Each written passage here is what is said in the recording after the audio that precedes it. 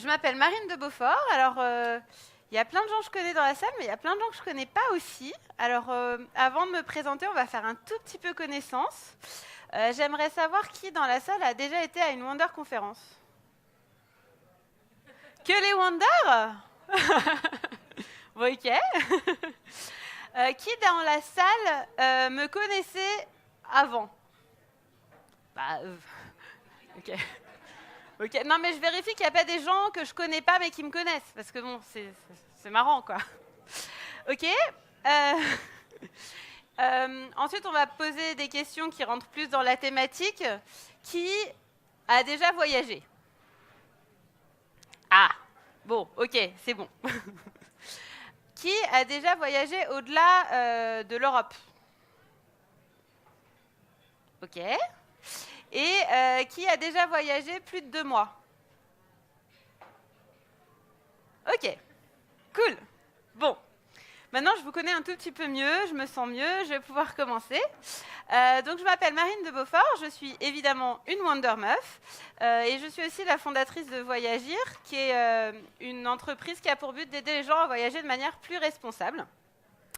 Du coup, forcément, vous allez voir cette petite touche tout au long de la conférence, mais aujourd'hui, je ne suis pas là pour vous parler de Voyagir, je suis là pour vous parler de comment le voyage est un outil pour se déconditionner.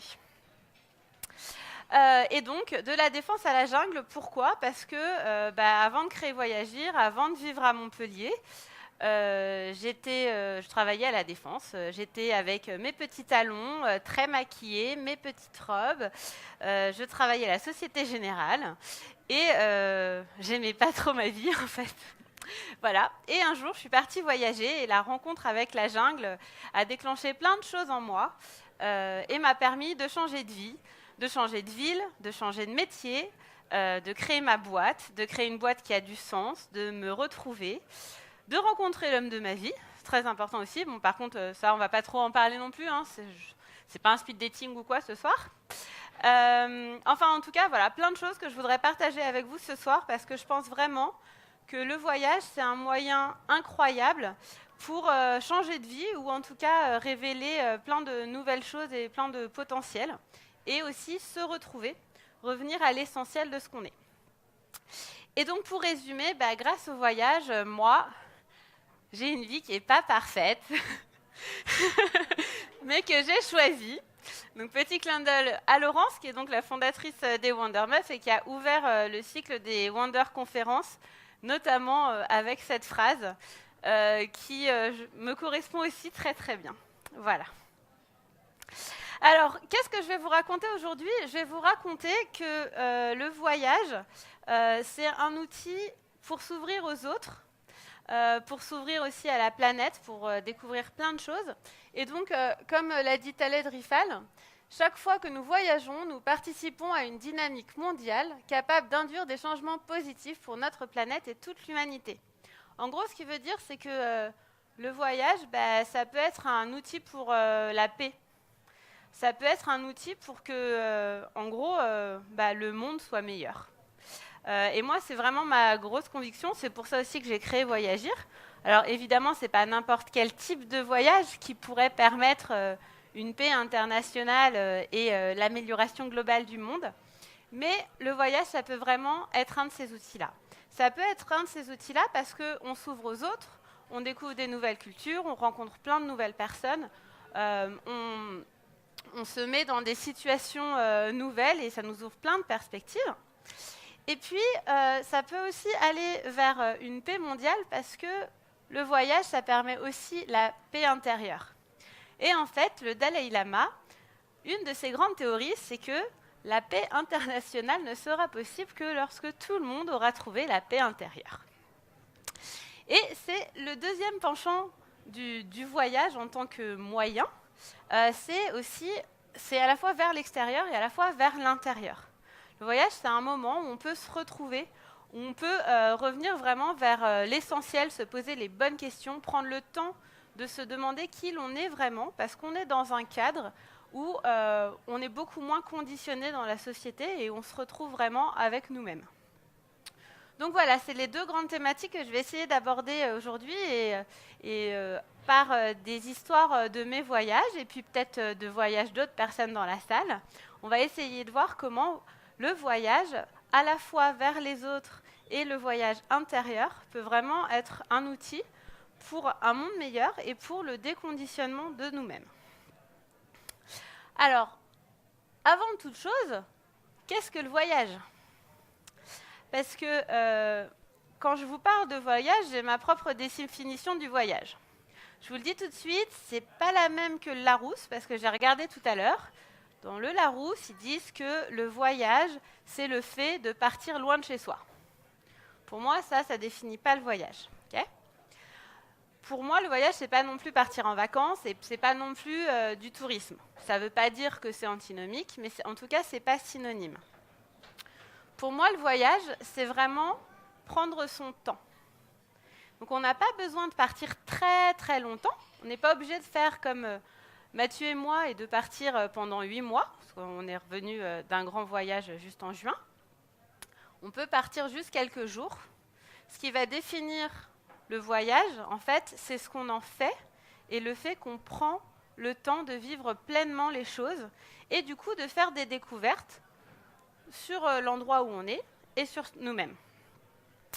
Et pourquoi je vous ai mis une photo de Rome ? C'est que mon voyage en Italie, je l'ai fait quand j'avais 21 ans, donc ça fait un sacré bout de temps. Et c'est le premier voyage que j'ai fait toute seule et en sac à dos. J'avais déjà fait des voyages en sac à dos, j'avais déjà voyagé toute seule, mais jamais toute seule en sac à dos. Et c'est le premier voyage où j'ai commencé à voyager comme je voyage aujourd'hui. Donc en fait, j'avais pris un billet de train, je ne sais plus comment ça s'appelle, c'est un billet de train Europe en fait. On prend un billet à prix fixe et on a 5 destinations. Du coup, j'avais fait Rome, Naples, Florence, Milan et Pise en un mois, toute seule. Puis donc forcément, j'avais été voir la tour de Pise, à Naples, j'avais été voir Pompéi, à Rome, j'avais été voir la chapelle Sixtine. Évidemment, j'avais fait toutes ces choses qu'on a envie de voir. Parce que voyager, ça ne veut pas dire ne pas faire du tourisme. Mais en fait, à chaque fois que j'allais visiter ces endroits incroyables, après, je me posais. Et je me posais longtemps, souvent une demi-journée. J'écrivais sur ce que j'avais vu, puis j'écrivais aussi sur ce que j'avais ressenti. Et puis souvent, je restais à des terrasses de café. Alors surtout en Italie, ça j'adorais parce que je testais tous leurs cafés. Et puis en général, le serveur, il m'expliquait plein de trucs. Je ne comprenais pas tout. Mais je sentais bien que c'était quand même super important ce qu'il me disait par rapport au café. Mais voilà, je restais des après-midi entières à des terrasses de café, à écrire sur ce que j'avais vécu. Et puis aussi à regarder les gens. À regarder les locaux. Donc, par exemple, les Romains, puis à regarder les touristes, à voir qu'en fait, ils ne faisaient pas tous le même chemin, et clairement, ils n'avaient pas du tout la même activité. Et d'ailleurs, un des trucs qui m'a le plus marqué dans mon voyage en Italie, c'est que je rêvais de voir Florence.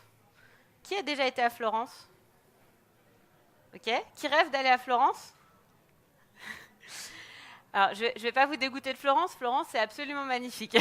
C'est vraiment une des plus belles villes que j'ai vues. Mais par contre, j'ai eu beaucoup de mal à y voyager. Parce qu'en fait, Florence, c'est une ville-musée. Donc pendant 5 jours, j'ai eu vraiment l'impression que de faire que des musées et de ne rencontrer aucun Florentin, de ne voir aucun Florentin vivre en fait. Je voyais que des touristes. Et puis j'ai vu des choses magnifiques, mais je n'ai pas vécu des choses magnifiques. Donc voilà un peu ma définition du voyage. Pour qu'on soit bien clair et qu'on parle tous de la même chose ce soir. Puis le deuxième mot hyper important quand même dans cette conférence, c'est le déconditionnement. D'ailleurs, quand je suis arrivée, il y a quelqu'un qui m'a dit « C'est quoi le sujet de votre conférence ?» Ok, mais le déconditionnement, ça veut dire quoi ? Donc, définissons le déconditionnement. Action de supprimer un conditionnement psychologique. Ça ne nous avance pas trop. Donc du coup, conditionnement psychologique. Apprentissage permettant d'induire un réflexe non naturel. Et donc ça, c'est la définition d'Ivan Pavlov. Donc Ivan Pavlov, c'est un psychiatre du début du XXe siècle qui a fait notamment beaucoup d'expériences sur les chiens.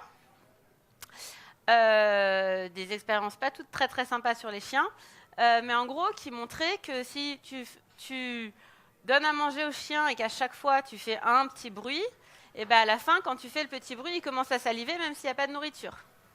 C'est ça le conditionnement. Et ce que j'ai trouvé très intéressant en fait dans cette définition, c'est l'idée du réflexe non naturel. L'idée du conditionnement, en fait, c'est que, en tout cas, c'est le conditionnement dont on a voulu parler dans le cycle des Wonder Conferences, c'est l'idée que la société, l'école, nos parents, nos professeurs, nos collègues, nos amis, notre petit ami,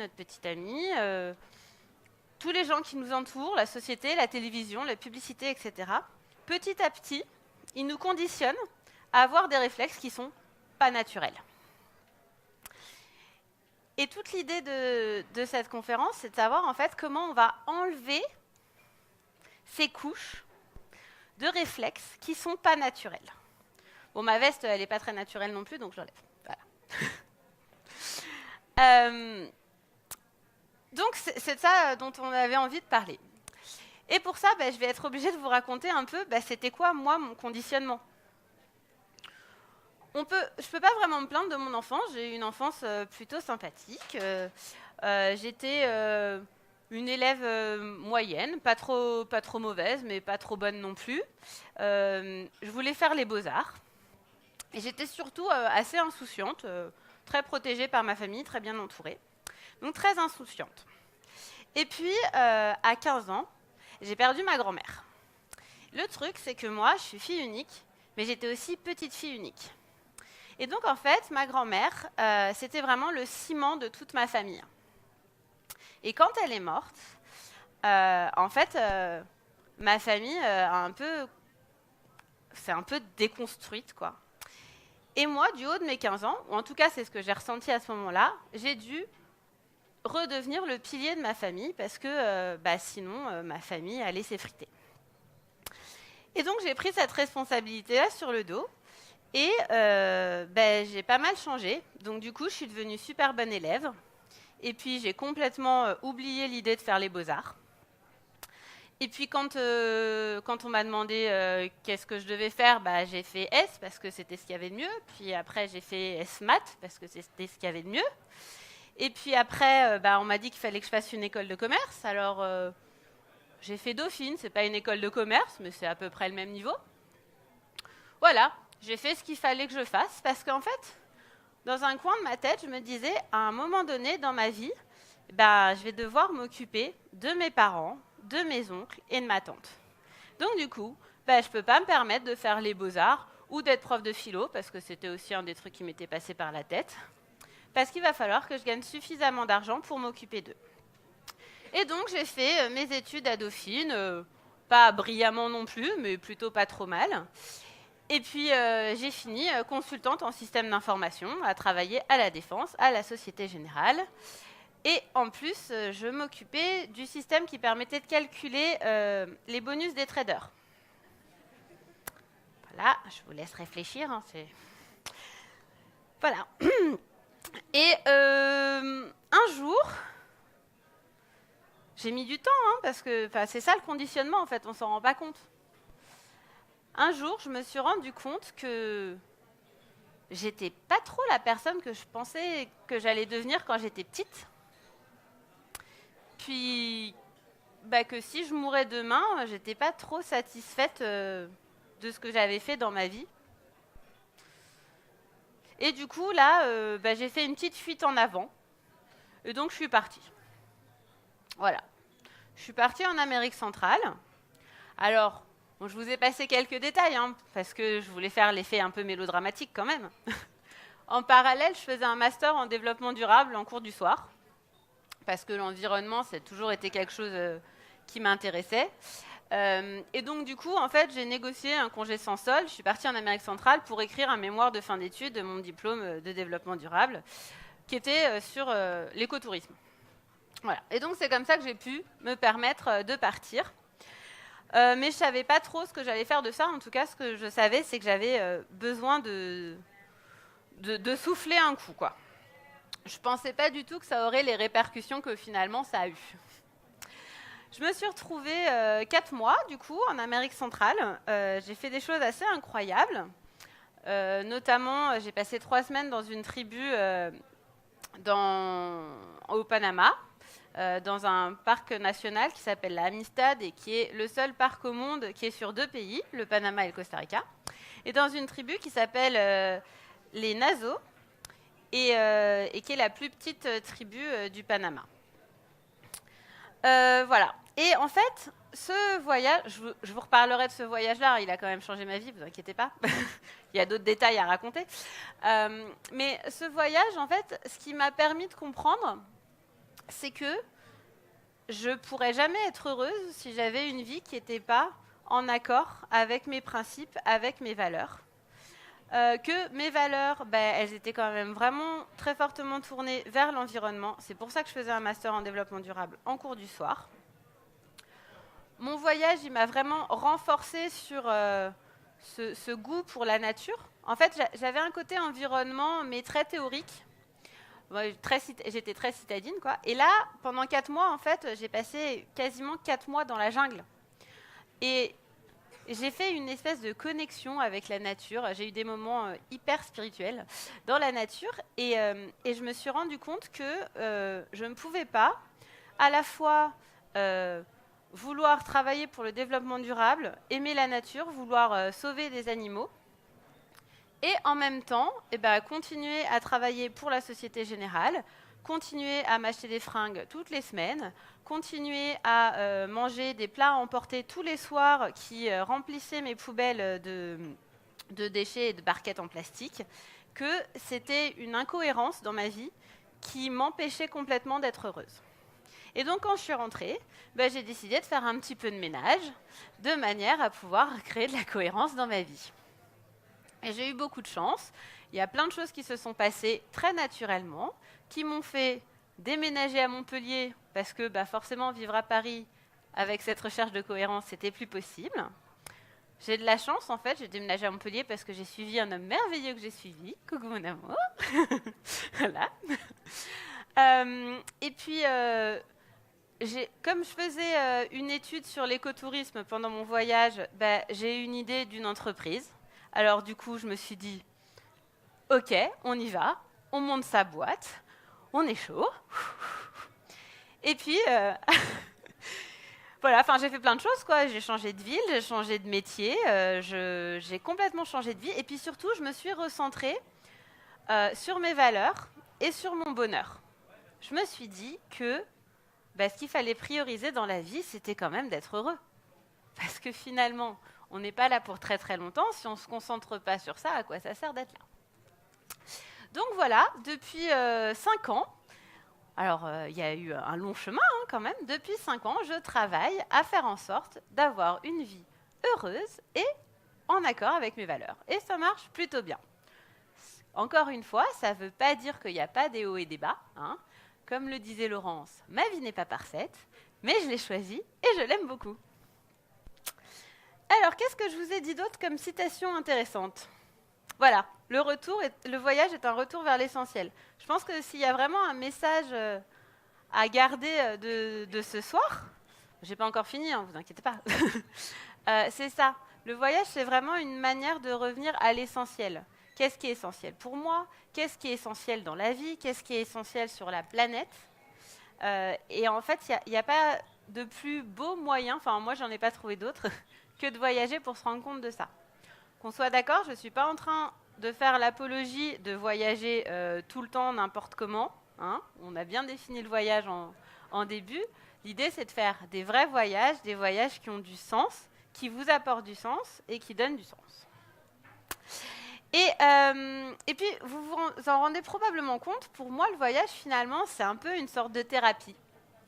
En tout cas, moi, j'ai fait ma thérapie. Et en préparant cette conférence, je suis tombée sur un TEDx de Joseph Chovanec.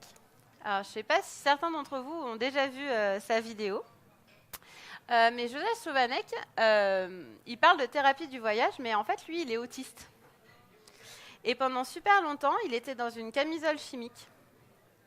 Et ça l'aidait pas du tout, en fait, dans son autisme. Alors moi, je connais pas trop le sujet de l'autisme, mais ça l'aidait pas du tout. Et un jour, il a décidé qu'il en avait marre de vivre comme ça, et il est parti voyager. Et en fait, aujourd'hui, il est capable de faire des conférences TEDx. Je ne sais pas si vous vous rendez compte de l'exploit que c'est. Et c'est pour dire à quel point le voyage, en fait, ça peut aller jusque-là en termes de transformation, d'amélioration, je dirais, de qui on est et de ce qu'on peut faire. Je vais revenir sur un voyage qui est plus lointain, que j'ai fait quand j'avais 20 ans. Donc ça fait longtemps, 12 ans. En fait, quand j'étais à Dauphine, j'aimais déjà bien voyager, hein, c'est pas un truc qui est venu comme ça tout d'un coup. Et donc, du coup, j'ai voulu faire mon Erasmus en Argentine. Donc, je suis partie en Argentine et j'ai rencontré Suzy. Suzy, c'est une Panaméenne qui est devenue une très très bonne amie. Bon, forcément, vous imaginez qu'on ne se voit pas très très souvent. Mais avec Suzy, on passait beaucoup de temps ensemble, on s'entendait super bien, on s'engueulait jamais, c'était absolument génial. Et puis un jour, on avait rendez-vous, je ne sais plus pourquoi, mais on avait rendez-vous. Et je l'ai attendue, j'avais faim, j'avais froid. Oui, parce qu'en Argentine, parfois, il fait froid. Et je l'ai attendue pendant 1 heure. Bon, alors, tous ceux qui me connaissent dans la salle se disent « Non, mais Marine, tu te fous de nous, c'est toi qui es toujours en retard. » Oui, mais en fait, je le tiens peut-être d'elle, à force. Je l'ai attendue pendant 1 heure, en ayant froid et en ayant faim. Et donc, quand elle est arrivée, eh ben, je me suis énervée, dans la rue. Et après, c'est elle qui s'est énervée, elle n'a plus voulu me parler. Et sur le coup, je n'ai pas compris. J'ai dit « Ah non, mais attends, c'est toi qui m'as manqué de respect, tu m'as fait attendre, tu ne m'as pas prévenu. Et après, c'est toi qui m'en veux, juste parce que j'étais un petit peu énervée quand tu es arrivée ?» Donc bon, je me suis posée, ça faisait quand même déjà quasiment 6 mois que j'étais en Argentine, hein, c'était sur la fin de mon voyage, donc je commençais à connaître aussi les différences culturelles, à m'être adaptée aux différences culturelles. D'ailleurs, j'aurais dû m'adapter au fait qu'elle était tout le temps en retard, mais bon, voilà. Et puis j'ai compris qu'en fait, moi, je considérais qu'elle m'avait manqué de respect en étant 1 heure en retard sans m'avoir prévenue. Mais elle considérait que je lui avais énormément manqué de respect en l'engueulant dans la rue devant des gens. Et que pour ça, c'était inadmissible pour elle. Vraiment, mais là, c'était le summum du manque de respect. Donc bon, on a fini par se rabibocher, je lui ai expliqué que culturellement, c'était très compliqué, blablabla. Mais ça m'a vraiment appris quelque chose en profondeur qui ne m'a jamais quittée depuis. C'est à quel point, culturellement, on est tous différents, mais culturellement, ça ne veut pas forcément dire parce qu'on ne vient pas du même pays. En fait, on est tous culturellement différents, parce qu'on a tous grandi dans des familles différentes. On était dans des écoles différentes, dans une ville différente. Et parfois, on ne se rend pas compte de ce qu'on dit, de comment la personne le comprend.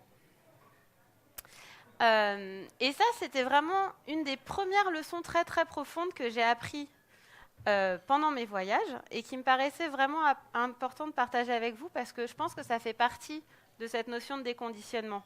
De ce que je sais, ce qui me paraît essentiel, ce qui me paraît être la norme, en fait, c'est ma norme.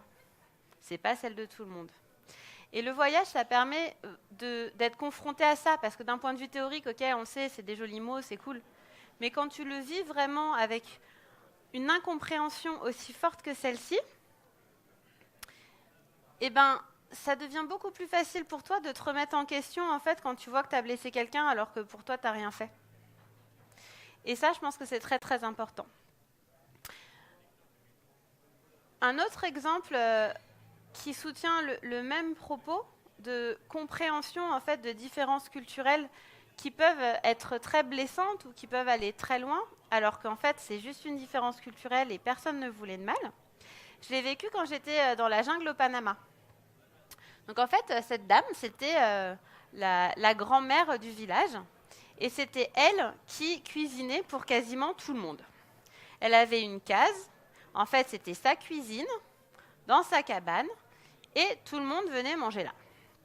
Et donc moi, Raoul, qui était la personne qui s'occupait de moi pendant les 3 semaines où j'étais là-bas, m'avait dit le premier jour, bon ben voilà, je t'explique comment ça fonctionne, etc. Et puis à 6 heures, tu iras dans cette cabane-là et tu iras manger. Ma mère, elle te préparera à manger. Ok, trop bien.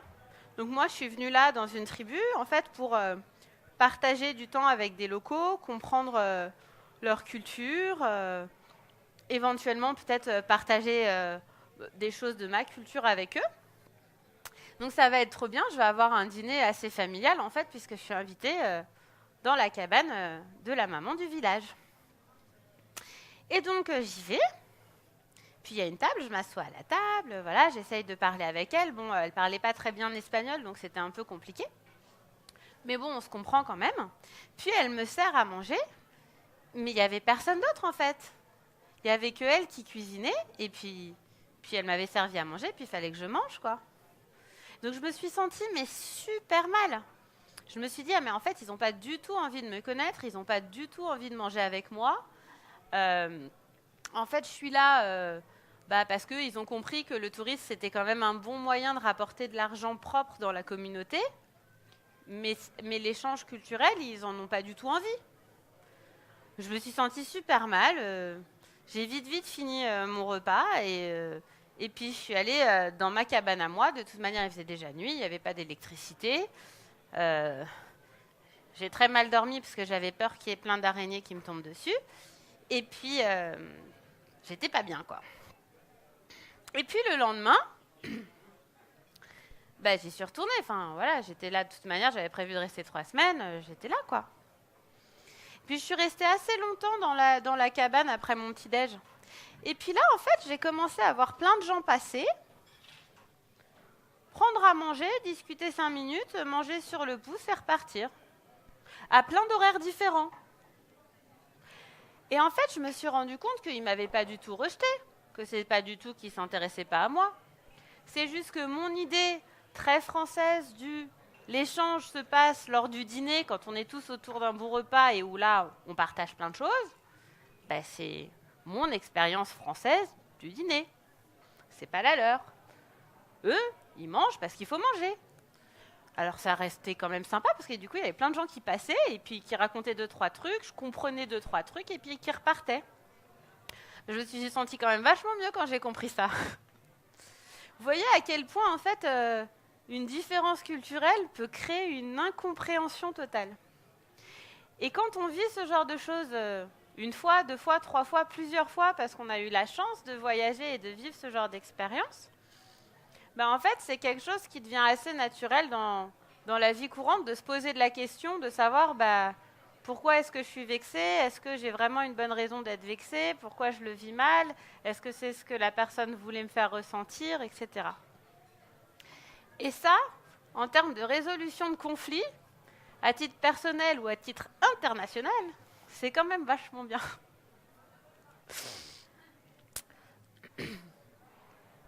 Le véritable voyage ne consiste pas à chercher de nouveaux paysages, mais à regarder avec d'autres yeux. C'est vraiment ça le sujet d'aujourd'hui, non ? C'est vraiment l'idée que le voyage nous transforme. Que l'importance du voyage, c'est pas ce qu'on va vivre. Enfin, si, c'est ce qu'on va vivre, justement.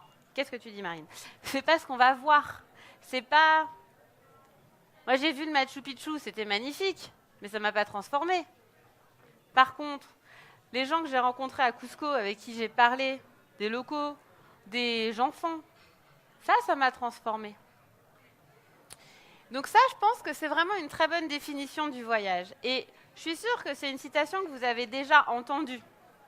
Vous avez déjà lue. Vous vous êtes dit qu'elle était cool. Mais est-ce que vous y avez vraiment réfléchi ? Est-ce que vous avez vraiment réfléchi à ce que ça impliquait pour vous votre façon de voyager ? Parce que je trouve, et c'est encore un conditionnement qu'on a, qu'on voit trop souvent certaines choses et qu'on n'y réfléchit plus. On se dit, ah ouais, c'est cool, ok, je like. Trop bien, je like. Mais on ne réfléchit pas à la citation qu'on vient de lire et qu'on a trouvée cool. Donc du coup, je vous laisse réfléchir 2 secondes et je bois un coup.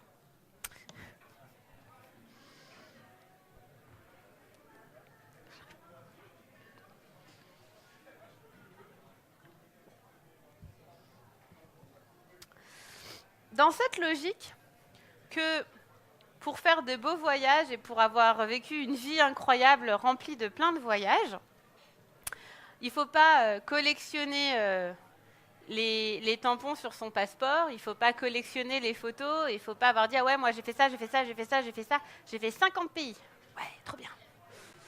Eh bien, dans la même idée, Ça sert à rien de collecter des choses, de les collectionner, d'en avoir plein. Ce dont on se souvient quand on est vieux, c'est ce qu'on a vécu, c'est les moments. Et ça, c'est encore quelque chose que le voyage nous apporte. De deux manières différentes. La première chose, c'est que quand vous voyagez, vous ne prenez pas toute votre maison. Parce que ce n'est pas très pratique d'avoir toute sa maison sur son dos. Moi, la première fois que je suis partie en sac à dos, j'ai pris 17 kilos. J'ai regretté. Alors depuis, je réduis un petit peu chaque fois, mais je pense que là, je vais carrément acheter un nouveau sac à dos plus petit parce qu'à chaque fois, j'en ai quand même trop. Le dernier voyage qu'on a fait, j'avais 12 kilos. J'ai dû filer 2 kilos à Mathieu parce que j'en pouvais plus.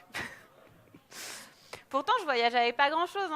En général, j'ai quoi? Un pantalon, un short, 3 t-shirts, une robe. Mais bon, j'ai en plus mon appareil photo, puis j'ai mon ordinateur, puis j'ai ceci, puis enfin, ça finit en fait par faire beaucoup. Et donc, quand on voyage, et que plus on voyage et plus on se rend compte qu'on a besoin de peu de choses, et donc plus on enlève des choses de son sac à dos, plus on se rend compte que finalement, au quotidien, on pourrait vivre avec aussi peu de choses. Moi, quand je suis rentrée de notre voyage de 8 mois avec Mathieu, j'ai regardé ma garde-robe et j'étais perdue. Je ne savais plus comment m'habiller tellement il y en avait. J'avais été habituée pendant 8 mois à de toute manière prendre le truc qui était propre. Voilà, j'étais vraiment perdue. Alors bon, malheureusement, effectivement, la vie nous rattrape toujours. Et puis je me suis acheté un nouveau pantalon cet hiver, voilà. Bravo Marine, bravo Marine. Mais globalement, il y a vraiment eu un gros changement dans ma vie depuis il y a 5 ans, le voyage que j'ai fait en Amérique centrale et aujourd'hui, dans mon goût pour la consommation. Je ne vous parle même pas de ma volonté de réduire ma consommation pour des raisons écologiques. Je vous parle vraiment de mon goût profond. Parce que profondément, je me suis rendu compte à quel point j'en avais pas besoin. À quel point ma vie, elle était plus facile quand j'avais pas grand-chose dans mon sac à dos et que je me posais pas la question. Je perdais pas du temps à savoir ce que j'allais mettre. Je ne sais pas combien j'ai de paires de boucles d'oreilles parce que oui, alors ça c'est mon péché mignon de tous mes voyages, je rapporte des boucles d'oreilles. Mais le temps que je perds à choisir mes boucles d'oreilles le matin, c'est triste quand même. Quand je pars en voyage, j'en ai en général 2 paires quand même. Mais voilà, c'est facile. Voilà, donc le voyage, ça nous apporte vraiment ce goût pour le minimalisme. Parce que pour pouvoir voyager le mieux possible, on prend le moins de choses possible. Et puis finalement, on se rend compte que on n'avait pas besoin de plus et qu'à la maison, en théorie, on n'aurait pas besoin de plus. Puis, l'autre manière de voir à quel point on n'a pas besoin d'avoir autant de choses que ce qu'on a, c'est aussi évidemment de voir des gens qui ont beaucoup moins que nous et qui sont très heureux comme ça. Je suis sûre que dans vos voyages, vous avez eu la chance ou la malchance de voir des gens qui étaient beaucoup plus miséreux que vous. Et ça participe aussi vraiment à notre déconditionnement. C'est une chose de savoir qu'il y a des gens qui sont beaucoup plus pauvres que nous dans le monde. C'est autre chose de les voir à quel point ils peuvent quand même être heureux, et de voir à quel point ils peuvent être généreux. Moi, on ne m'a jamais plus donné que des gens qui avaient presque rien.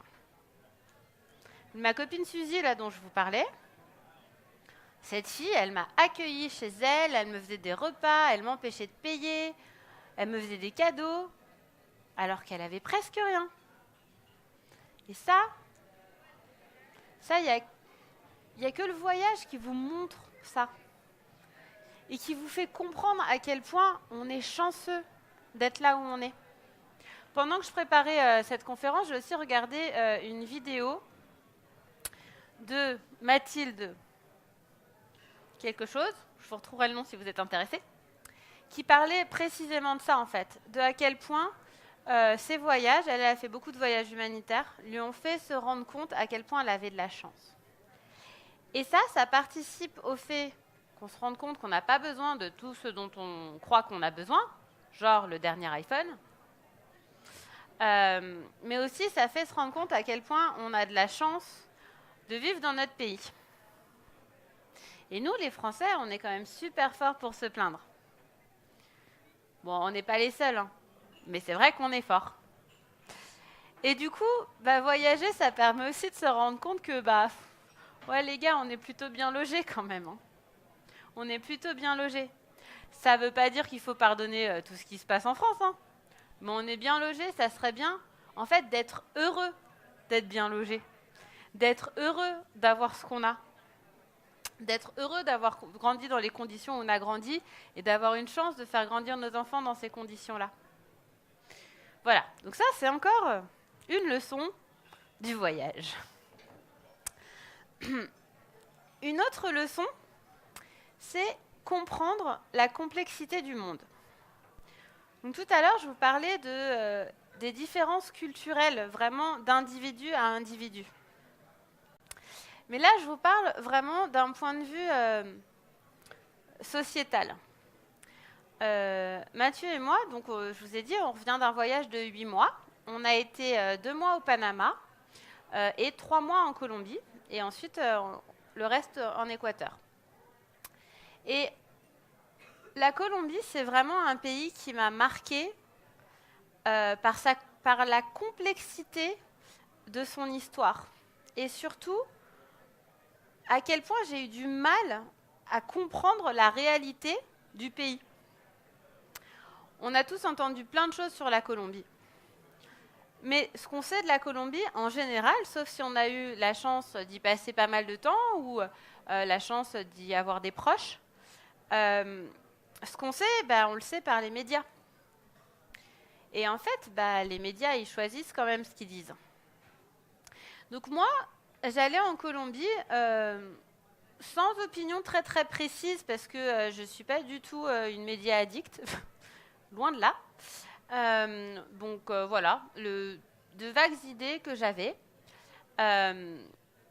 Et puis quand on est arrivé, j'ai passé beaucoup de temps à essayer de comprendre en fait de ce que je savais vraiment, qu'est-ce qui était vrai et qu'est-ce qui n'était pas. Et donc du coup, on a parlé à plein de gens. Et en fait, à chaque fois qu'on changeait de personne qui nous racontait l'histoire de la Colombie, évidemment, hein, l'histoire des cartels de drogue, je sais pas, tout ce que vous avez en tête sur la Colombie, à chaque fois, j'avais l'impression qu'on me parlait d'un pays différent. À chaque fois, on me racontait une autre histoire. Il y avait ceux qui disaient « Ah, mais on a tellement de la chance, ça va tellement mieux dans notre pays ». Et ceux qui nous disaient non, mais depuis que c'est soi-disant revenu dans l'ordre, c'est la catastrophe, il n'y a plus de boulot, on n'a plus d'argent, c'est terrible. Ça variait souvent selon les régions, mais ça variait aussi juste selon les personnes à qui on parlait. Et ce qui m'a vraiment choquée, c'était le soir du Nouvel An. Le soir du Nouvel An, on s'est retrouvés... Alors, on a fait le Nouvel An à Carthagène. Pour ceux qui aiment les bains de foule, très bonne idée. Pour les autres, pas bonne idée.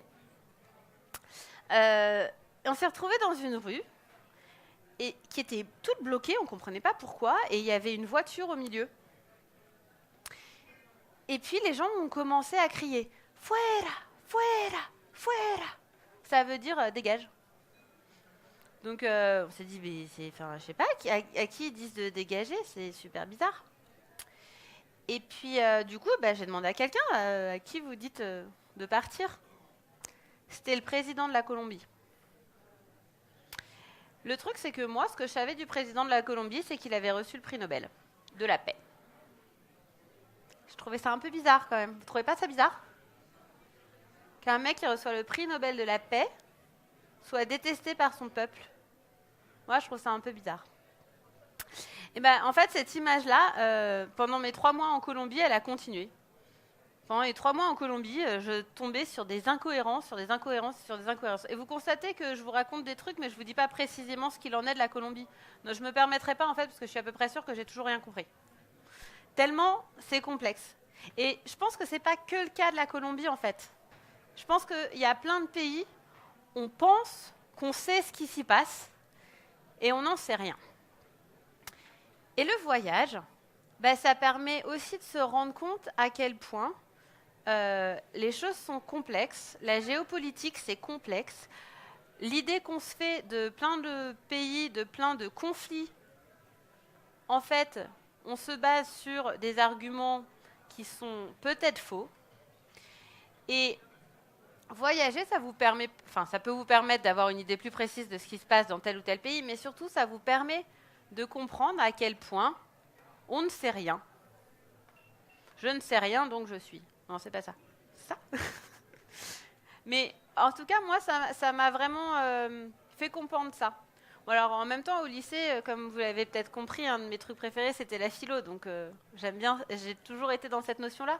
Mais vraiment, le voyage, ça m'a fait encore plus comprendre que tout ce dont j'étais certaine, en fait, il fallait pas que j'en sois certaine parce que c'était peut-être pas vrai. Je vous en ai parlé tout à l'heure. Je vous ai déjà parlé du propos, mais je vais vous raconter cette histoire-là. Cette image-là, bon, alors, c'est pas la plus belle des photos du PowerPoint, hein, vous avez remarqué. Ça, c'est la frontière Colombie-Équateur au mois d'avril 2018. Donc normalement, pour passer une frontière en Amérique latine, ça prend max 1 heure. C'est pas hyper agréable, mais voilà, ça prend 1 heure. Nous, on a mis 16 heures pour passer la frontière. On a mis 16 heures pour passer la frontière parce que vous en avez sûrement entendu parler. En ce moment, il y a un exode des Vénézuéliens. Voilà. Et donc, les Vénézuéliens, ils vont en Colombie. Et puis, une fois qu'ils sont en Colombie, ils essayent de descendre souvent vers le Chili parce que le Chili, c'est un pays qui est plus riche. En tout cas, il faut qu'ils passent la frontière Colombie-Équateur. Et alors, ce que je voulais vous raconter sur cette journée-là, c'est que, comme vous pouvez l'imaginer, c'est une journée qui commençait pas très bien. Et pourtant, moi, j'ai passé une super bonne journée. 16 heures à faire la queue pour avoir mon tampon sur mon passeport et j'ai passé une bonne journée. Pourtant, on s'est tapé la pluie avec toutes nos affaires, nos sacs à dos, tout ça. La queue qu'on a déjà fait pendant 3 heures et puis comme il se met à pleuvoir, tout le monde part en vrac pour se protéger. Du coup, tu recommences la queue au départ. Et puis, mine de rien, alors je parle couramment espagnol, mais pas aussi bien qu'un Vénézuélien, quoi. Donc du coup, à chaque fois qu'ils changeaient les règles, parce que bon, ils étaient, à cause de la pluie, ils étaient un peu perdus, hein, les mecs de la frontière. Donc ils changeaient régulièrement les règles pour gérer un petit peu, sauf que nous, on comprenait toujours un tout petit peu trop tard. Bref, du coup, on a fait la queue 16 heures. Mais pendant ces 16 heures-là, j'ai parlé avec des Vénézuéliens. Et j'ai parlé avec des Vénézuéliens qui partaient quand même avec 2 valises et qui avaient tout quitté, qui étaient avec leurs enfants, leurs parents, leurs oncles, leurs tantes, leurs cousins, leurs machins, qui avaient tout quitté, qui n'avaient plus rien, qui ne savaient pas où ils allaient. Et c'est eux qui ont fini par nous faire passer de manière à ce qu'on ait notre tampon quand même. Ouais. Parce qu'au bout d'un moment, je parlais avec un mec et je lui expliquais que ça faisait 16 heures qu'on était là. Lui, il était là depuis 8 heures et il me dit « Mais c'est pas normal que tu sois là depuis plus longtemps que nous. Toi, t'es en vacances. Ma pauvre. C'est pas possible, il faut qu'on t'aide. » Donc, c'est des Vénézuéliens qui ont été voir d'autres Vénézuéliens qui étaient au début de la file pour leur dire de nous laisser passer pour qu'on finisse par passer. Ouais. Et là, tu te dis, waouh. Et ces mecs-là, juste avant qu'ils nous fassent passer, ils jouaient de la musique. Puis ils nous ont fait goûter du fromage. Ils faisaient du fromage. Bon, il n'était pas très bon, mais ils nous ont fait goûter leur fromage. C'était un moment qui était incroyable de partage. Et alors que eux, ils vivaient un truc horrible, que nous, on ne devait pas être super aimables parce qu'on était quand même fatigués. Et ils étaient quand même heureux. Ils étaient quand même heureux de nous rencontrer. Ils avaient très envie de savoir plein de choses sur nous. Et ils nous ont aidés, quoi. Ça, c'est une leçon de vie. Ça, c'est une vraie leçon de vie. Et c'est ce type de leçon de vie, moi, j'en ai eu qu'en voyage. À ce point-là.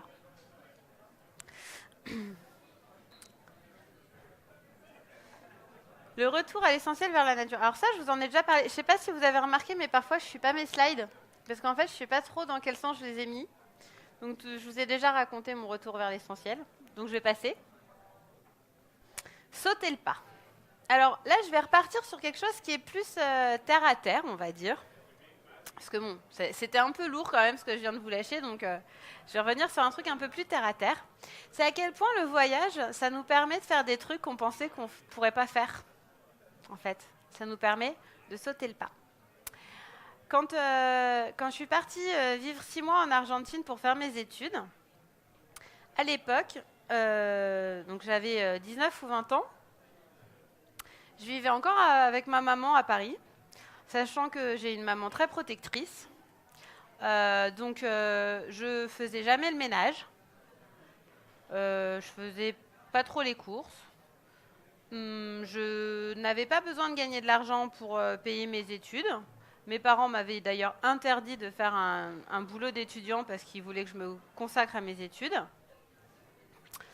Et puis moi, j'avais plein de copains qui avaient quitté Montpellier, Nice, la Bretagne pour aller faire leurs études à Paris et qui donc devaient payer leur loyer, s'occuper d'eux, enfin se gérer quoi, comme des adultes. Et moi, je me disais que j'étais incapable de faire ça quoi. Ouais, autant gérer émotionnellement toute ma famille, mais autant matériellement, je gérais rien. Et du coup, ça me faisait vachement peur de partir toute seule à l'autre bout du monde. J'allais devoir m'occuper de moi. Mais je voulais vraiment le faire et c'est pour ça d'ailleurs que j'avais choisi l'Argentine et pas l'Espagne. Parce que je m'étais dit, si j'ai un problème, je ne pourrais pas prendre l'avion pour rentrer. Je devrais me gérer. Alors qu'en Espagne, hop, hop, hop, un train et je suis rentrée à la maison pour pleurer dans la jupe de maman. Donc je suis partie en Argentine. Et en Argentine, j'ai dû me trouver un appartement. Alors j'avais un appartement en mode vraiment l'auberge espagnole. Hein. On était 9. Il y avait des Panaméens, des Argentins, des Allemands, une Américaine, un Chilien, je crois. Voilà. Et puis, donc voilà, j'ai trouvé mon appart. Il fallait que je le paye tous les mois, tout ça. Il fallait que je fasse mes courses. Alors ça, c'était hallucinant, hein, parce que je pense que c'est encore pire aujourd'hui. Mais en 6 mois à vivre en Argentine, j'ai vu mon panier moyen pour aller faire mes courses augmenter. Tellement leur inflation est puissante, quoi. Truc de fou. Bref. Donc j'ai appris à me gérer toute seule. J'avais d'ailleurs la chambre la mieux rangée et la mieux nettoyée de tout l'appartement. Parce que, mine de rien, je faisais jamais le ménage, mais j'avais une mère qui était maniaque, donc j'avais l'habitude, quoi. Donc, le reste de l'appartement, c'était pas ça. Par contre, à 9, je vous raconte pas le bordel. Mais bref, j'ai vraiment sauté le pas. Et j'ai affronté cette peur que j'avais de ne pas être capable de faire ça. Et je pense que c'est vraiment quelque chose que le voyage nous permet de faire. Alors bon, moi, c'était vraiment quand j'étais étudiante, etc. Mais encore aujourd'hui, le voyage, c'est un moment où on va se dire « Allez, ok, je fais un saut en parachute. Allez, ok, je vais faire un saut élastique. » Vous avez d'autres idées? Des trucs que vous avez fait? La plongée? Voilà. La plongée, moi, j'ai toujours rêvé de faire de la plongée. La première fois que j'en ai fait, c'était en voyage. C'était aux Philippines. Et qu'est-ce que je regrette pas. Enfin voilà, je pense vraiment que le voyage, ça nous permet de nous dépasser. Parce que quand on est en voyage, on n'a pas les excuses qu'on a au quotidien. Ouais, mais je ferai ça plus tard. Tout ça. Quand on est en voyage, voilà, on y va, quoi. On y va. Et puis, dans le genre sauter le pas, les voyages, parfois, ça permet aussi de lutter contre ses phobies. Voilà. Alors, moi, vous avez compris, j'ai la phobie des araignées. Mais c'est une vraie phobie, hein. Parce que là, en fait, je me sens pas très bien d'avoir l'image en aussi gros derrière moi, même si je la vois pas, quoi. Vous voyez? C'est ça, ma phobie. Mais ma phobie, elle a vachement évolué, et grâce au voyage. Bon, j'avais quand même préparé une autre slide pour rester à l'aise, parce que c'est compliqué de vous parler. Alors, si en plus je vous parle avec une araignée dans le dos, c'est compliqué. Mais donc, les voyages, ça m'a fait vachement évoluer dans ma phobie. première étape, ça a été quand, il y a 6 ans, j'avais pris mes billets pour le Madagascar. C'était un rêve d'aller au Madagascar. Le truc, c'est que c'est toujours un rêve. Parce que 2 semaines avant mes billets d'avion, j'ai vu un documentaire sur le Madagascar. Dedans, il y avait des très grosses araignées qui sautaient. Et j'ai annulé mes billets. Voilà. Non, j'ai pas pu. J'ai pas pu, j'ai annulé mes billets. Je l'ai regretté, hein. Enfin, je le regrette encore, hein, parce que je suis toujours pas allée au Madagascar. Mais du coup, l'année suivante, quand je suis arrivée en Amérique centrale, j'avais pas trop réfléchi à la question que peut-être qu'en Amérique centrale, il y avait des araignées. Mais bon, je préférais pas me poser la question de toute manière. Et puis, il y a eu une seconde étape qui a été toujours quand j'étais dans la jungle, dans ma tribu. En fait, on a été faire une rando. C'était la première rando que je faisais de ma vie, en fait. Enfin, un vrai rando, hein. Puis, c'était pas de la petite rando, c'était la rando à la machette. Hein, c'est la rando où tu traverses les rivières sur un tronc. Non, mais je rigole pas, sur un tronc qui glisse, tout ça. Et puis, au début, en fait, j'ai manqué de me casser la gueule parce que je m'accrochais pas, parce qu'il y avait des toiles d'araignée. Donc, je pouvais pas me tenir aux branches, quoi. C'était pas possible. Et puis, à un moment donné, j'ai dérapé. Puis, je me suis dit, bon, Marine, les araignées, ok, ça fait peur, c'est horrible, c'est dégueulasse. Mais bon, ça serait con que tu te pètes la gueule et que tu te fracasses le crâne sur un rocher en plein milieu du Panama, alors que tu es en train de réaliser que tu peux changer ta vie. Donc, j'ai commencé à quand même m'agripper aux branches. Bon, alors là, j'ai eu de la chance. J'en ai vu aucune. Moi, j'ai continué à vouloir jouer un peu de ma chance. Et là, vous allez me dire, mais t'es vraiment folle, Marine. Enfin, c'est pas que la phobie, ton problème. J'étais au Costa Rica. Et j'ai fait un tour de nuit avec une biologiste qui devait nous montrer des araignées. Encore quand je le dis, je me dis, mais qu'est-ce qui m'a pris? Enfin, juste complètement taré, quoi. Bon. Et puis, donc, on était un petit groupe. Moi, je me mettais bien derrière le groupe à chaque fois, bien cachée. Du coup, je me sentais protégée. Voilà. Parce que bon, au moment où elle allait sauter et tous nous égorger, je passerai en dernier. Oui, parce que c'est ça qui se passe dans ma tête. Hein. Enfin, soyons clairs. Une fois, je n'ai pas voulu éteindre un aspirateur pendant 1 heure parce que j'avais aspiré une araignée et qu'elle allait revenir, sortir et me tuer. Non, mais je vous parle d'une phobie. Hein. Une vraie phobie. Et donc, je vais faire ce tour-là. Et comme je suis bien cachée derrière tout le monde, ça se passe plutôt bien. En plus, la nana est super intéressante, elle est biologiste, donc elle nous explique des trucs sur les araignées que j'avais jamais su. Puis surtout, ce qui est bien, c'est qu'elle nous montre des toutes petites araignées. Du coup, ça va. Notamment, elle nous en montre une, au lieu de faire des grandes toiles où les moustiques vont se mettre dedans, en fait, elle fait des toiles dans ses pattes, et quand il y a un moustique qui passe, elle fait comme ça. Puis elle nous a montré aussi une araignée qui faisait des portes. Genre littéralement, l'araignée, elle vit dans un trou et elle a fabriqué une porte. Non mais, elles font des trucs de fou, hein, ces araignées. C'est des animaux très très intéressants. Mais pas très jolis. Et donc ce qui se passe, ça se passe bien, je suis super contente de moi. J'ai vraiment l'impression d'avoir passé une étape de fou dans ma phobie. Et le tour se termine. Et donc on va pour rentrer. Et là, la biologiste nous arrête et nous dit « Ah, super, on n'en avait pas encore vu ce soir, je vais pouvoir vous montrer une tarentule. » Trop bien. Trop bien. Donc bref, je reste un peu concentrée, tout ça. Je m'étais un peu... vous voyez, j'étais plus trop concentrée. Je m'étais dit « Ah, ça y est, c'est fini. » Bon, bref, j'essaie de me reconcentrer. Et là... Attendez, je pose la télécommande. Donc là, elle nous montre un trou avec une tarentule dedans, avec les pattes comme ça, là. Vous voyez, juste qui ressortent un peu comme ça. Donc tu vois pas vraiment la tarentule, tu vois un truc, voilà, qui bouge pas. Je me dis, ça passe, ça passe. Et là, c'est un moustique qui passe. Et donc la tarentule, elle sort super vite, elle l'attrape comme ça, super vite. Et là, moi, j'ai failli tomber dans le ravin. Voilà. Et qu'est-ce qui s'est passé? Heureusement que j'avais expliqué à tout le monde que j'avais la phobie, que je risquais d'avoir un comportement un petit peu bizarre, etc.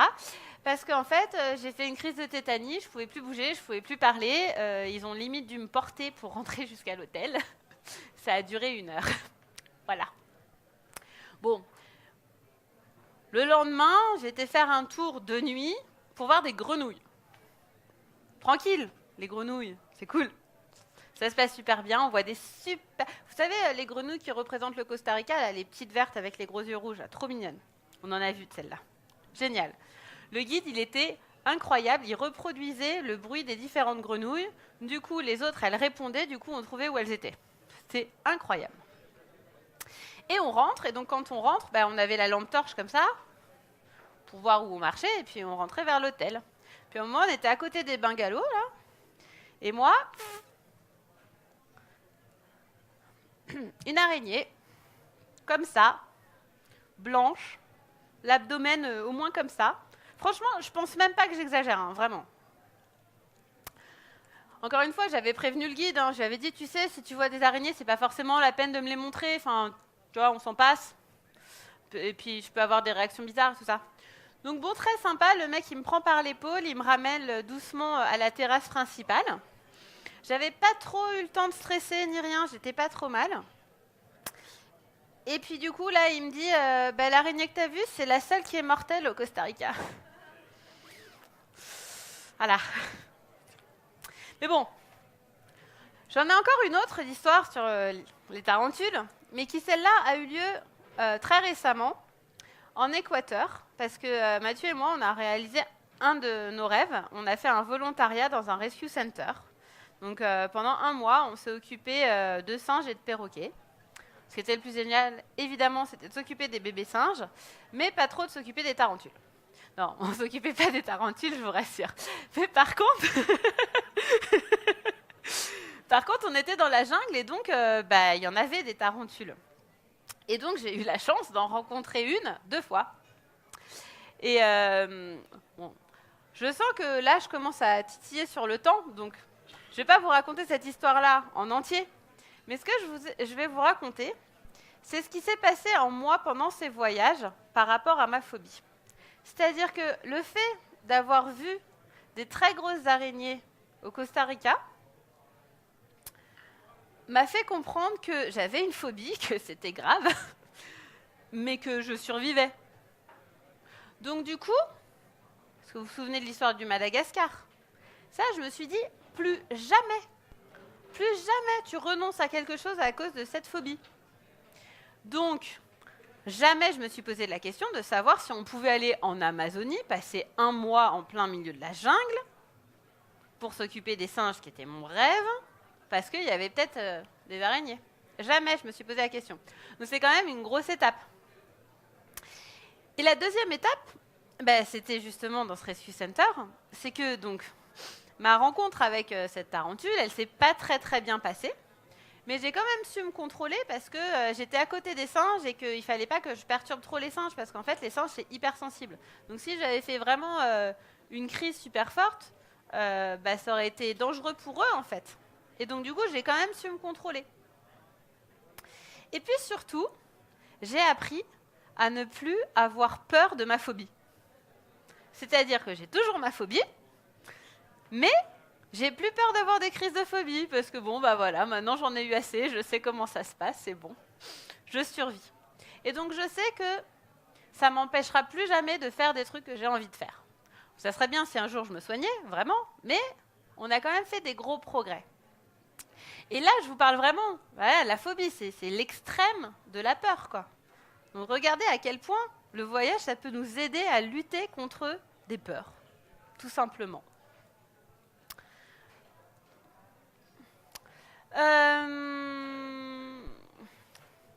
Dernier sujet, et pas des moindres, à quel point le voyage, ça peut nous faire une vraie prise de conscience écologique.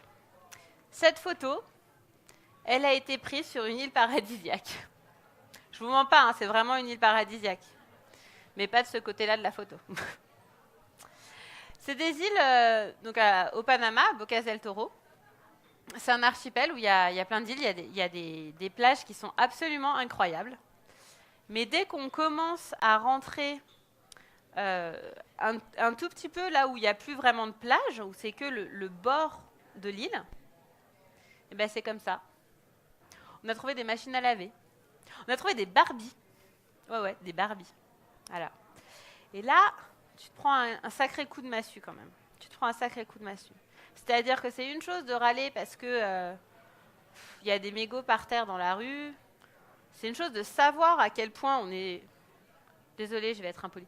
Dans la merde, écologiquement. Mais le voir comme ça, je vous jure que ça fait pas pareil. Ça fait vraiment pas pareil. Et du coup, pour moi, autant la partie dont je vous ai déjà parlé, le côté connexion avec la nature que j'ai vécu pendant mes voyages, et ce qui est en général ce que moi je recherche pendant mes voyages, c'est pas le cas de tout le monde, autant vraiment de voir ça, ça m'a fait me rendre compte à quel point je pouvais plus me trouver des excuses en fait, qu'il y avait vraiment des choses qui devaient changer dans ma vie. Voilà. C'est pas bien de dire voilà dans une conférence.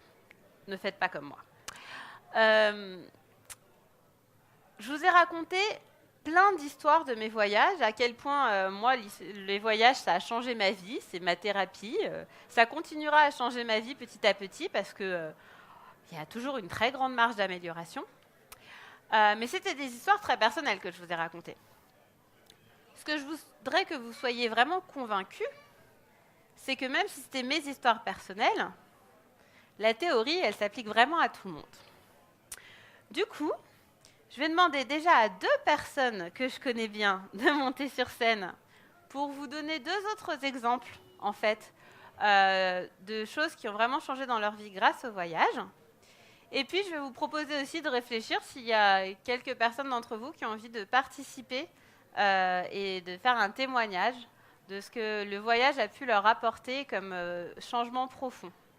Donc du coup, Laurence, tu veux commencer ?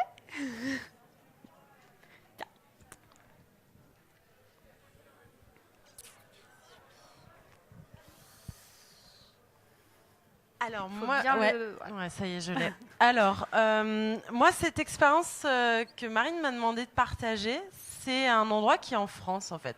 Parce que souvent, quand on parle de voyage, on pense à aller très très loin. Et ce qui est intéressant de cette expérience-là, c'est que c'est quelque chose qui est... Alors, c'est un lieu, je ne vous dirai pas le nom. Parce que c'est mon petit paradis à moi. C'est... je crois qu'il y en a qui savent où c'est. C'est une petite ville dans le sud. Et en fait, c'est pas très loin de Montpellier. Finalement, il n'y a rien d'extraordinaire. C'est un petit camping qui est tout pourri. C'est un camping municipal. On paye, je crois, 3 € la nuit. Il y a 3 douches mixtes. Il y a des toilettes. Enfin, c'est un peu crado, etc. Sauf que l'endroit, on est au milieu des pins. Juste à côté, il y a des villes extrêmement touristiques. Il y a énormément de monde. Là, il n'y a personne parce qu'en fait, c'est un endroit où il n'y a pas grand-chose à visiter. Mais du coup, vous êtes seul sous les pins et vous avez un accès direct à la mer. Et il s'avère que cet endroit-là est une réserve naturelle. Donc pour des plongeurs ou des plongeuses, c'est génial. J'en dis trop, ils vont retrouver où c'est. Et ce que je disais à Marine, ce qui m'a frappée dans cet endroit-là, et c'est pour ça que j'ai emmené plusieurs personnes là-bas, c'est que on se rend compte que dans nos vies habituelles, on a ce confort, ce besoin d'avoir ces petites affaires, etc. On se retrouve là-bas, on est en camping, on est par terre, on a un petit réchaud à l'arrachasse. On n'a rien en fait, on a sa petite serviette, son PQ. Et en fait, c'est hyper important. Moi, j'y vais chaque année pour me souvenir en fait que on n'a pas besoin de grand chose de plus en fait. Et c'est vrai que malgré tout, ce que tu disais tout à l'heure, on est pris dans notre société où on est dans la consommation, on est dans le confort, dans l'envie d'avoir des choses. Et quand on se retrouve là-bas, en fait, on se lève, on a juste la mer en face de soi, on a les cigales, on se fait notre petite bouffe et en fait, avec rien, on se rend compte qu'on peut faire des choses magnifiques avec des gens qu'on aime. Et voilà, c'était cette expérience-là que je voulais partager, c'est que finalement, le voyage, c'est un peu ce que tu disais tout à l'heure, c'est pas forcément toujours aller très loin, c'est aussi une expérience personnelle, c'est le sensoriel en fait, ce que ça fait d'être sous ces pins, d'être par terre, de pas avoir voilà, j'ai aucun matos de camping, je suis complètement, j'ai une tente et un petit matelas, mais c'est suffisant et en fait on se rend compte à l'expérience que on n'a pas besoin de plus pour être heureux et c'est pas ça c'est pas le confort en tout cas qui nous apporte le bonheur. Voilà. Merci Laurence. C'est tout à fait ça que je voulais que tu partages, ça tombe bien. Mon amour, tu veux bien venir partager ton expérience aussi? C'est la première fois que je le fais parler à un moment où je parle en public, attention. Et qu'elle m'en laisse placer une surtout. C'est la première fois aussi. Alors moi je vais vous parler de mon premier voyage que j'ai fait en Australie, passer un an de travail qui m'a semblé comme une éternité. Je suis assez près là? Ouais. Oui. Donc moi j'étais parti en Australie un an. J'ai vécu 6 mois à Sydney à faire des petits boulots et à être en coloc. Et ensuite voyager encore 6 mois en Australie. Mais ce n'est pas le voyage qui m'a le plus changé, à part si je parle de ma découverte de la plongée. Où en allant plonger sur la Grande Barrière de Corail, l'instructeur m'a dit si tu veux revoir ça, reviens avant les 20 prochaines années parce qu'après il n'y en aura plus. Je fais mais pourquoi tout ça? Réchauffement climatique, les crèmes solaires, tout ce qu'on fait en fait, quasiment tout. La barrière de corail se meurt, donc si tu veux en profiter, faut le faire maintenant. Donc déjà ça m'a commencé à me faire réfléchir tout ça. Ensuite je suis parti en Asie du Sud-Est.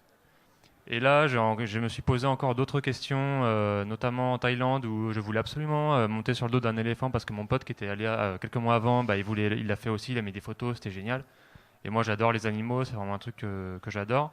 Mais je me suis quand même posé la question, je veux aller quand même à un endroit où je suis sûr que l'éléphant est bien traité. Donc je vais sur TripAdvisor, etc. Aucune info, personne n'en parle. Et sur place, je trouve un éléphant enchaîné. Et là, je me rends compte que en fait, ça va juste pas être possible de faire ça, quoi. Donc j'ai pas mal ouvert les yeux grâce à ces voyages. Et je suis vraiment rentré transformé, surtout d'avoir aussi transporté mon petit monde dans ma valise, à roulette en plus. Merci les collègues qui m'avaient offert ça. Et en rentrant, j'ai dû faire un grand ménage aussi pour repartir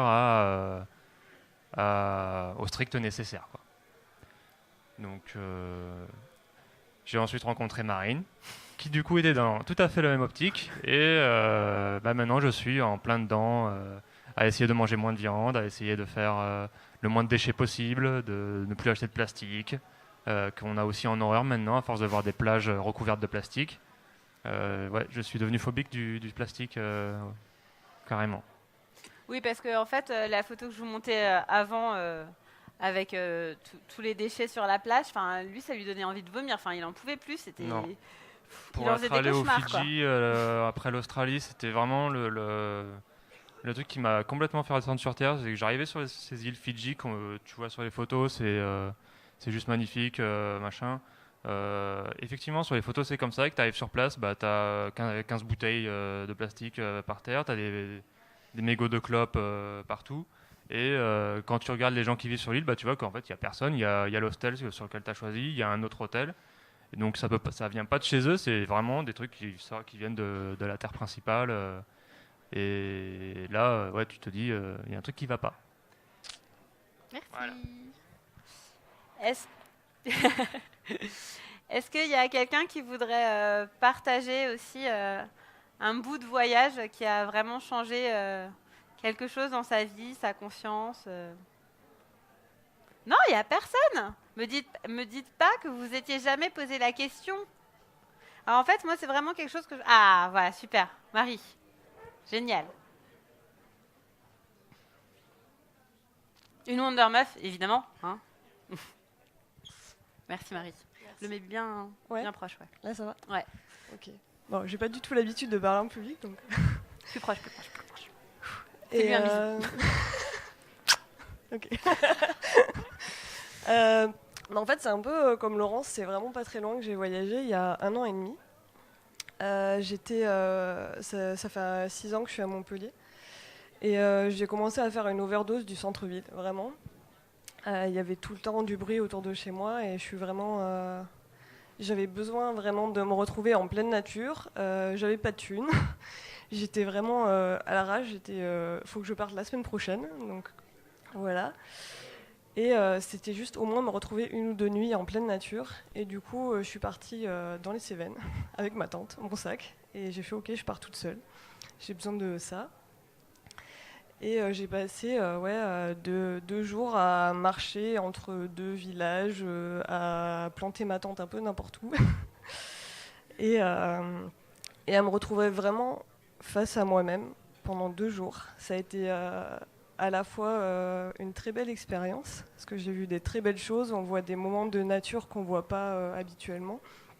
Se retrouver à se réveiller avec le soleil à 6 heures du matin, à être seul à côté d'un lac, c'est juste magique. On voit des animaux qu'on ne voit pas d'habitude, des lumières qu'on ne voit pas habituellement. Et surtout, on se retrouve face à soi-même. Moi, je me suis retrouvée face à ma peur d'être seule. Aussi parce que le dernier soir surtout, j'avais quand même mon portable au cas où, mais j'avais quasiment plus de batterie. Il commençait à bugger et là je me suis dit, si t'arrive une merde, et ben t'es toute seule au milieu de rien, tu sais pas s'il y a une voiture qui va passer et voilà. Et en plus, un des derniers messages que j'avais reçus, c'était surtout fais gaffe où tu plantes ta tente, on sait jamais si l'eau monte de la rivière à côté. Truc auquel je n'avais pas du tout réfléchi. Donc voilà, ça a été, la dernière nuit a été assez angoissante. Heureusement, j'ai entendu des gens qui s'étaient mis pas très loin, donc ça m'a un peu rassurée. Mais ouais, on se retrouve un peu face à soi-même, face à des bruits dans la nature aussi qu'on ne sait absolument pas ce que c'est.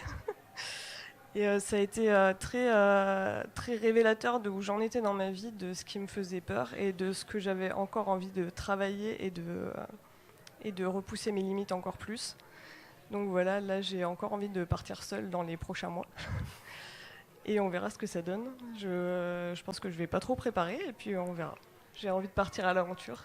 Et merci pour ta conférence, ça m'a donné encore plus envie de voir jusqu'où je pouvais aller.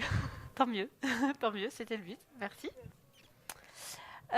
Du coup, je pense que j'arrive à la fin de mon temps imparti parce que je voulais qu'on ait du temps avant que la salle doive fermer et qu'on puisse discuter pour ceux qui ont envie d'échanger avec moi, avec d'autres Wonder ou entre nous.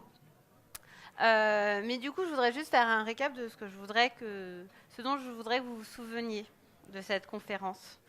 Et donc, j'ai pris deux citations principales qui, à mon avis, résument bien ce que j'ai voulu vous dire aujourd'hui.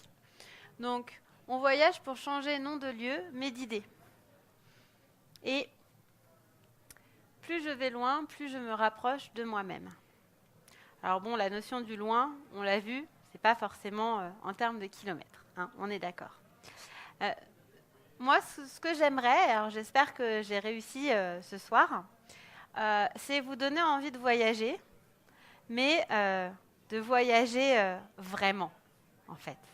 De faire des voyages qui ont une raison d'être, qui soient vraiment pas juste « Ah ouais, ok, c'est cool, il y a un billet pas cher, j'y vais 2 semaines. »